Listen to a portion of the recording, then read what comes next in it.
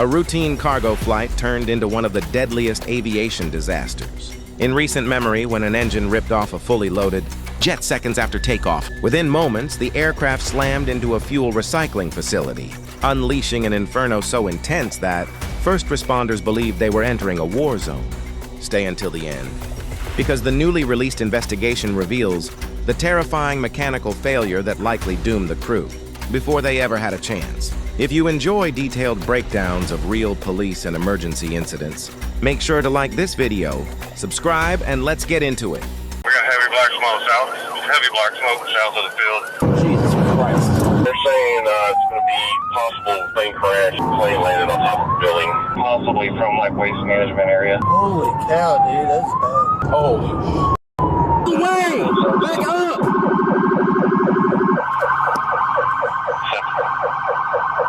Back up! Damn, man. Looks like the majority of the fire is going to be at this recycling facility here at 7001 Great. Traffic shut down here. Dude, what the heck? Move out of the way! You need to stop any railroad traffic in that area too. We see a lot of people at Stooges. We're trying to get out of here, so keep a hole open for them. We're going to push them towards our... Jesus Christ. So you have that Grade Lane at Stooges have that subject extremely burned in the back of the truck here. Okay, we're going to try to push everybody this way, okay? To me, initiate a medical post. I've got casualties being brought to me.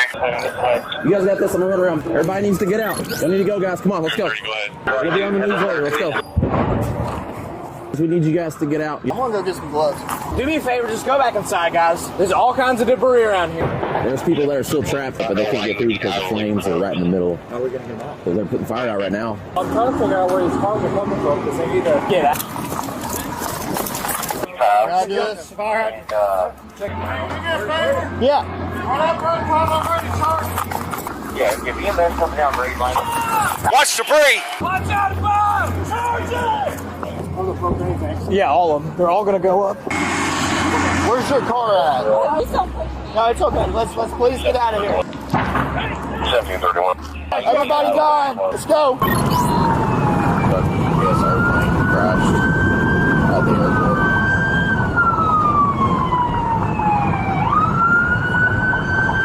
Shut it down and get out. Just go all the way back there. We got this. We can't let you move. We don't want people to start blowing up. I need you. Keep going back. All right, let me. Our kids need to go to the hospital. Who? It was right. They came down. Is anybody in here hurt? She's hurt. She's hurt. I can get EMS over here.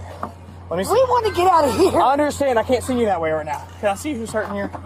So I can help. You want to see me? Who's hurt? God. You guys have burns? You see me? She's hurt. I threw myself over top of him, got busted in the back of the head with the... I mean, that thing pretty much landed right on top of this car, man. Okay. I seen it coming towards us, and I heard a boom, and then I seen fire shoot out, so I went over top of us. They got some burns and stuff. The main thing I want to do is move you guys because there's more things that are going to explode over here. Move that way and we'll help you guys down there. Okay? We got to get off this block. Just go that way as far as you can. Those are like small little scrapes. If we have someone who has serious burns, we'll treat them here. But if they can move, they need to go to casualty collection. There's a whole lot of dumbasses that think we're just driving down Great Lane just so they can try and get closer to see it. I see something like that, I'm like, I'm going the opposite way. I don't want no part of that. We're not getting enough on it. He's going to be on event 1.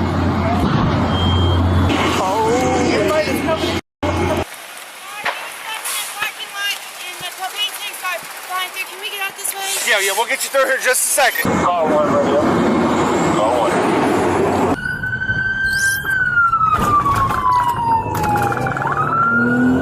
Jesus Christ. Just go. I'll be honest, how many more of those tanks are over there? A lot. I know, I don't like being this close. They're blowing up, I was watching. Flames are unreal. You can feel it from here. And we're what? 100 yards away. I bet this truck that pulled up, he was burned pretty bad.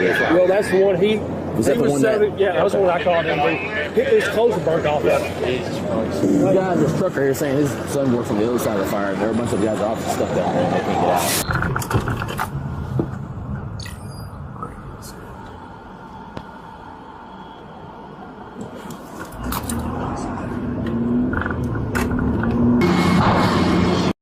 That's from the airport. Airport is yellow. Well, the yellow's airport. That's Air Force. Are you all right? Yeah. Okay. All right.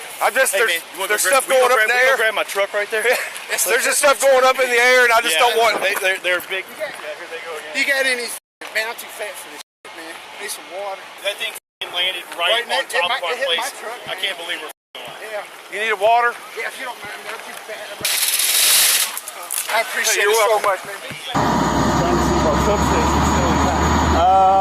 I would say no. Did we confirm that the lines are dead? There's no confirmation yet. The command post is down here? Yes. Okay. He was taken off, so he's fully loaded with fuel. Yeah, and all these have already been blowing up too. Can we get a monitor in there and start cooling these tanks? Well, they've been flowing, but I think we're pulling too much water off of everything. Okay, so water pressure is the issue? Were you in the building? Yes, sir. What's that noise? You turn around, there was sparks where it hit the wire, and the next thing on fire. It was on fire as it was coming down. Oh, you don't say. Shelter in place, a 5-mile radius. Are we 5 miles away from it? Nope. And then all of a sudden, I thought they were all dead, dude. I thought his wife, his kids.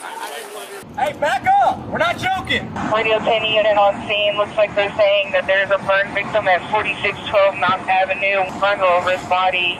I never dreamed that this would freaking happen. I got all info. It's MB-11 that was taking off. It seems to be a total loss at this point. I hear there were 3 souls on board. Bro, get the away from here, like turn around. Bro, no, hold on. I think it's gonna crash, bro. Holy shit. Holy shit. Holy shit. Damn, they're dead. They are dead, bro. Let's go. Let's wrap it up and go, please. I know they're having a hard time getting some people on the east side of this fire. If they can get on waste management property, we could probably guide them around this boundary road, and there may be access to the east side of this fire if they're trying to get to it. Guiding the fire department to it? Yeah, anybody. What do you need? A load of water, I mean.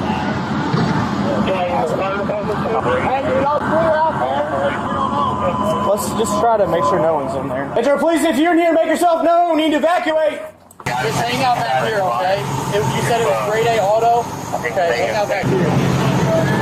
What was he saying? He said he knows 3 people that were working in grade A auto. So we're getting people out? I guess we're going to look, because the fire department's obviously busy. We'll probably just try to get him out of here. Last thing I expected to do today.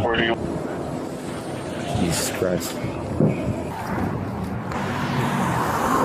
Can you go to Mutual Aid 1? The fire department will be on that channel, and we'll have you guide them through waste management. Okay, Mutual Aid 1, we'll get. One there. Yep. I mean, they could be. Yeah, that doesn't mean. Oh, just disregard. 724 breaker radio for the CAD. 1 casualty, 42 melting. No, we're trying to go around the fire because there's people that are trapped back here, and we're trying to figure a way to get them out. We don't know how far south the fire went. It looks like it stopped right here, so. No, bro, there's nothing police can do. Right now, I think it's search and rescue right now. What do you think, bud? I think it's not good. That's part of the plane. Watch your explosions. Yeah, or tires. Like I said, it's probably, I guess, I don't know if this is a good place for this to happen or a bad place, because these are all wrecked total cars, so. All these cars ain't got no fuel. Well, you I mean, look at the sky. You can't even see the sky. There's a plane part right there. It looks like the waste management just opened a gate just off of Grade Lane, just down from the command post. See if you can get access to property from there. They're trying to get a fire truck company to be the ones that respond to it. You want to see if anybody wants us to, like, put this body over here? No. Probably not. No. Just leave them? Yeah. We don't know what's burning. It could explode over there. Should we, like, check his pulse or something? Nah, he's done. Nah, he's dead, bro. Yeah. Hey, go through this way. Yeah, we can check this building here. There's a gate open right here. Yeah, there's a gate open. Oil or diesel?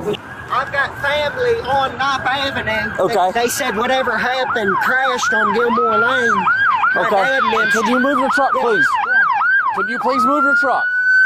Hey, Sarge, if you just want to hold them at 65, then we can flush this out in just a second. Here's your fuel. Fantastic. Ain't nobody surviving that, man. Of course I get my flag. flashlight too.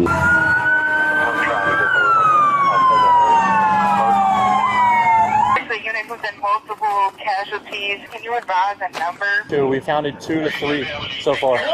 Sir. Yes. The guy that I told you, Nayla, we got a hold of. Metro Police! Metro Police, call out, call out! For Great Lane, command post. This thing goes. I just don't want nobody hiding in here. Civilians trying to not get out. They are still alive. I don't know if that fence is still charged. It might be electric, so be careful. What about that hole right there? There is a third casualty there, severely burned. We see lights and people screaming and whistling at some wood line. No. Hey, we might as well go. 1395, a couple. Hey, you're trying to kick that sheet metal. This goes through the other side. I'm going to shut down the ramp. Oh, there's another fence. There's another fence. When you get through, hold this. Yeah, I got you. Okay, 73. Are you hurt? No. Did you see it? Okay. I have a gentleman that just came out of waste management, severely burned. You can send us up a wagon. That'd be great. I got a steel blanket. But I'd rather an ambulance come to you all than you all trying to drive crazy to get to where we're going, okay? Come over here and hang out, okay? We're gonna try to help him. I've got Just an hang out. ambulance coming. I know you're cold, okay? Will this aluminum blanket help at all? What's that? Aluminum blanket? He's gonna stick to his skin. Not as bad as that soft wood. I'm not.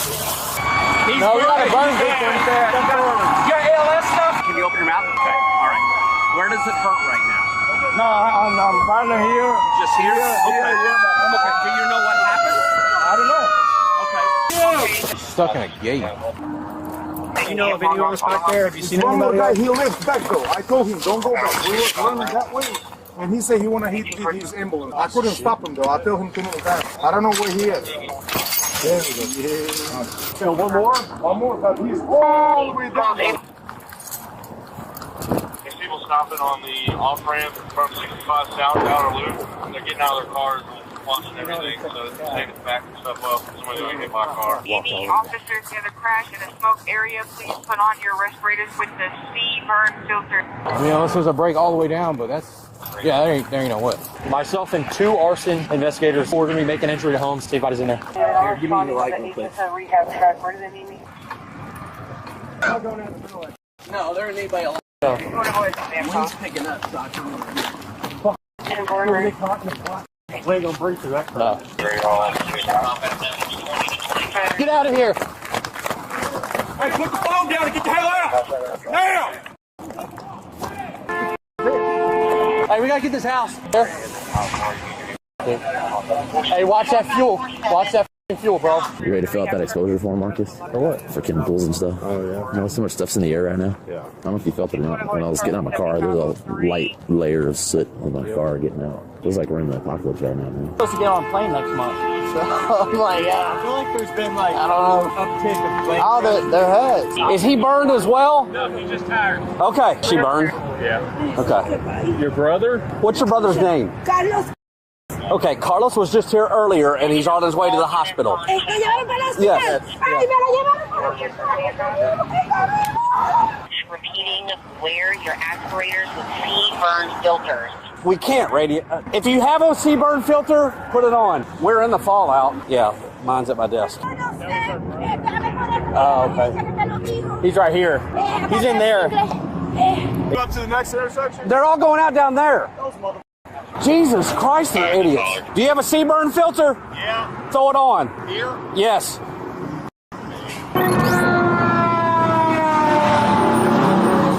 Oh, it's closed. How you doing, man? We have an airplane crash. Yeah, I know. I need all y'all off the street. You're blocking the main egress for fire. God is advising 50 to 100 yards from the fire. There's a picture. Is it what? Y'all got somebody over here? Y'all trying to find somebody? Are you a PO? Yeah. You ever seen a dead body? Yeah. Okay. You can't go on the other side. No, we did though. I'm saying we went through a hole in the fence. Do we know anybody that's still over there that can talk to the guy that's talking to us I think he meant over. That's right.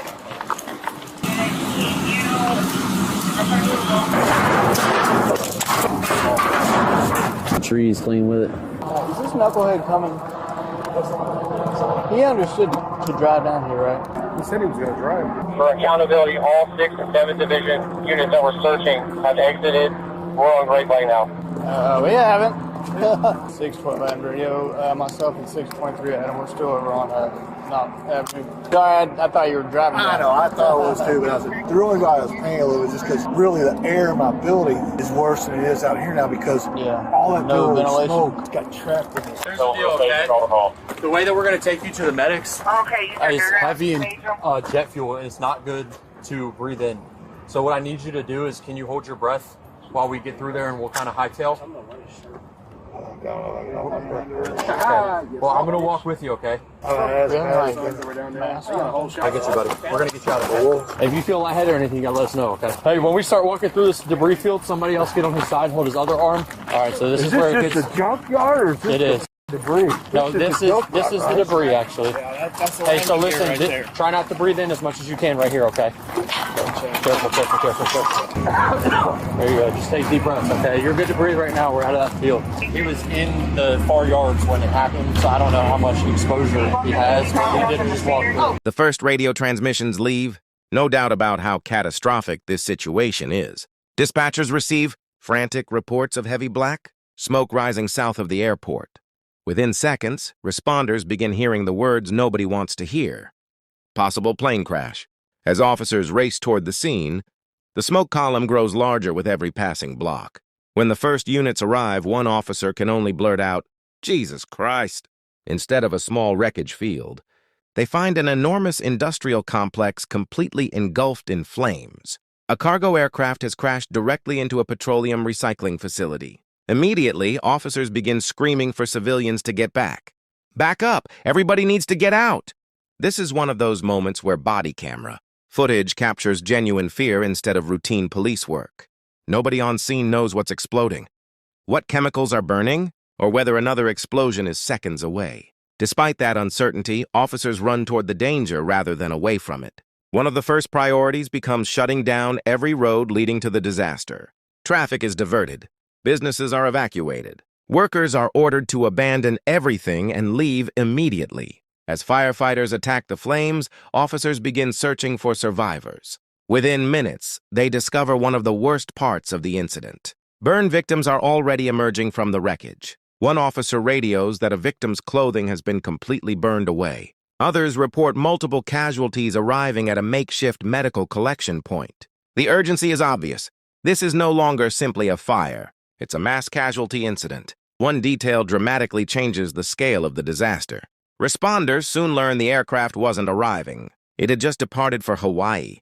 That means the aircraft was carrying an enormous amount of jet fuel for a flight, expected to last roughly 10 hours. As if that wasn't bad enough, it crashed into a business storing tens of thousands of gallons of diesel fuel, motor oil, waste oil, and other petroleum products. Those two fuel sources combined into an inferno unlike anything most responders had ever witnessed.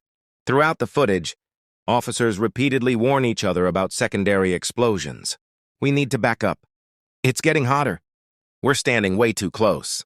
Those aren't exaggerated reactions.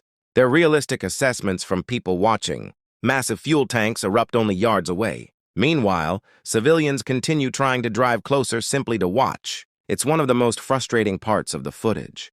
Several officers have to stop what they're doing to force curious drivers away from the scene. Instead of helping, those vehicles block fire engines, ambulances, and rescue teams trying to save lives. It's a reminder that during major emergencies, being a spectator can actually become dangerous for everyone involved. Search operations quickly become incredibly complicated. Fire cuts off entire sections of the industrial property. Officers climb through fences. They force open gates. They search warehouses one by one. They knock on doors while surrounded by smoke and burning debris. Several times they're told people may still be trapped somewhere beyond the flames. Every report sends another team deeper into hazardous conditions. At one point, officers locate a severely burned man stumbling out from behind the wreckage. Despite suffering significant burns, He's still conscious enough to answer basic questions. The officers carefully assess his airway, determine whether he can swallow, and reassure him that help is coming. It's a reminder that policing often becomes emergency medicine long before paramedics can safely reach victims. Another challenge soon develops. The air itself becomes dangerous. Radio traffic instructs responders to begin wearing specialized respiratory filters because of the unknown chemicals now filling the atmosphere. Even experienced officers begin commenting on how difficult it is to breathe. One deputy with asthma struggles to continue searching, but refuses to stop until additional help arrives. That determination appears throughout the entire response. Nobody wants to leave people behind. Hours pass. The fire continues burning. Search teams slowly push farther into the industrial complex. Eventually, firefighters gain enough control to begin systematic recovery efforts. Sadly, the full scope of the tragedy becomes clear. 15 people lose their lives. 3 are aboard the aircraft. 12 more die on the ground. More than 20 others suffer injuries. Among the victims are workers, simply doing their jobs, and innocent family members, caught in the wrong place at the wrong time. One heartbreaking moment shows a woman desperately searching for her father and her 3-year-old daughter. Officers try to comfort her, but they simply don't have answers. Later, investigators confirm that both were among those killed. It's one of the hardest moments in the entire incident because it reminds us that, behind every disaster, statistic is a family waiting for news that may never come. As investigators begin piecing together what happened, newly released footage provides critical answers. Security cameras capture the aircraft during takeoff. Then something almost unimaginable happens. One of the aircraft's engines separates from the wing. The detached engine passes over the wing while the aircraft is still climbing. Investigators later determined that fatigue cracking and overstress failure occurred within the engine pylon attachment system. Although the aircraft was technically designed to survive losing an engine, the damage caused during the separation appears to have been catastrophic. The wing suffered major structural damage. Fuel ignited. Investigators believe the crew had virtually no opportunity to recover before the aircraft crashed. This is an important distinction. Whenever an aviation disaster occurs, speculation spreads almost immediately. But mechanical failures at high speed can leave even highly experienced pilots with no realistic options. Everything happened within seconds. According to investigators, the aircraft had recently undergone maintenance only weeks before the crash. That discovery raises difficult questions. Were inspections properly completed? Were warning signs missed? Or were existing inspection requirements simply insufficient to detect the failure? Those questions remain central to the ongoing investigation. The aviation industry responded quickly. UPS announced plans to retire its remaining MD-11 fleet following the disaster. Other cargo operators temporarily grounded similar aircraft while inspections were performed. That's often how aviation safety evolves. Every tragedy becomes an opportunity to identify weaknesses before another accident occurs. Looking back at the body camera footage, one thing stands out more than anything else: the professionalism of the first responders. They had almost no information. They faced exploding fuel tanks, toxic smoke, collapsing structures, and the possibility of additional victims everywhere they looked. Yet they continued searching. They evacuated civilians, they treated the injured, and they coordinated one of the largest emergency responses many of them would ever experience. No amount of training can fully prepare someone for an incident of this magnitude, but the calm communication heard throughout the footage almost certainly saved additional lives. Sometimes the difference between chaos and survival isn't eliminating fear. It's continuing to do your job despite it.